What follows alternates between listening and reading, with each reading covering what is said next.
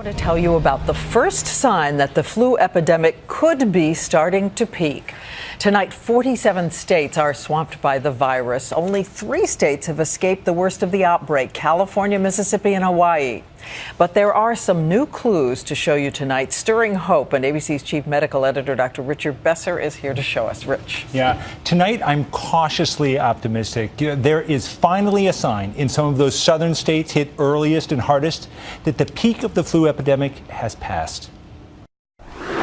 Tonight, amid all the sneezing and coughing, a glimmer of hope. We talked to hospitals and health departments across the South, and many are seeing it. From Knoxville, Tennessee, we're seeing that downturn. To North Carolina, looks like we peaked early.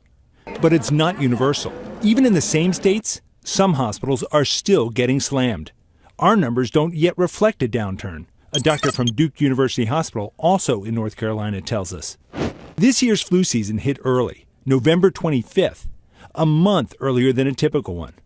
We're now 6 weeks into it, and if this year is like years past, we likely have 6 or more weeks to go, meaning it's not too late to get some protection. And today, the CDC provided the first indication of how well the vaccine is working. Turns out it's 62% effective, meaning if you got the vaccine, you're 62% less likely to have to visit your doctor for the flu. But the CDC acknowledges there have been shortages of that vaccine. So our team fanned out across the country to see what they could find. In Chicago, I'm going to log on to flu.gov to find the closest place for me to get the flu shot. At the pharmacy, success. Do you guys have any flu vaccine left? We certainly do.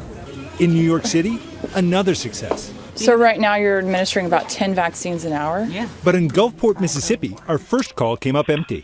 Ma'am, I'm being told that we don't have any. You don't have any left. Okay. And tonight, the CDC says, if at first you don't succeed, keep calling around.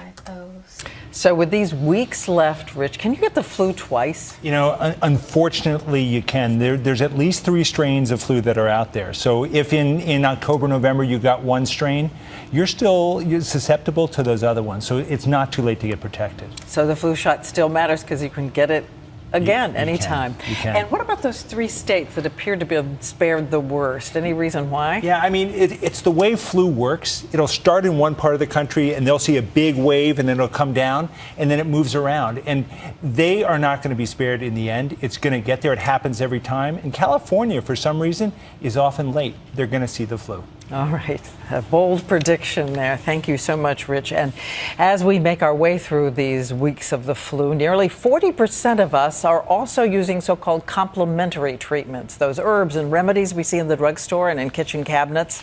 So we asked ABC senior medical contributor Dr. Jennifer Ashton to review which ones really help. If you're homesick with the flu, boosting traditional treatments with natural ingredients you can find in your local vitamin store may bring you some real relief. Elderberry, particularly the Sambucol type, is what you're looking for. There are studies that show that elderberry, which comes in pill and extract form, shortens the duration of flu symptoms in adults. It can also help ease swollen sinuses. Just don't eat the wild berries. They can be toxic. And look what you can find in the supermarket.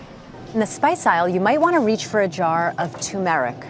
The popular Indian spice contains a substance called curcumin, which is believed to help prevent viruses from spreading in your body.